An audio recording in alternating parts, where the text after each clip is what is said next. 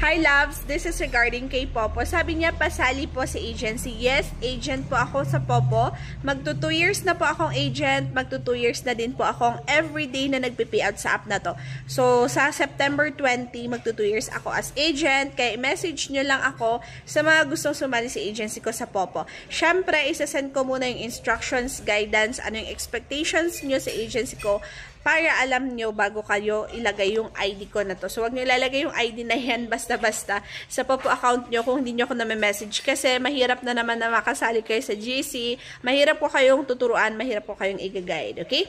Message me. Ayan, sa app na to guys, kailangan may sipag at syaga po tayong lahat. No, hindi aasa sa agent. Kailangan may sipag at syaga din po kayo ng sarili nyo para makapag-payout kayo. So, syempre, everyday magta-tasking kayo, mag-ipon kayo everyday ng points para meron kayong ma-payout. Sa sipag at syaga nyo, pag nakabuo kayo ng 100,000 na points, $10 yon, 500 plus pesos po yan kapag na-payout nyo po siya, yan po yung pwede nyong makuha. Okay? Siyempre, sa withdrawal kasi hindi natin pwede i-mention dito eh. Pero, ayan, message nyo ako, sasend ko na lang sa inyo.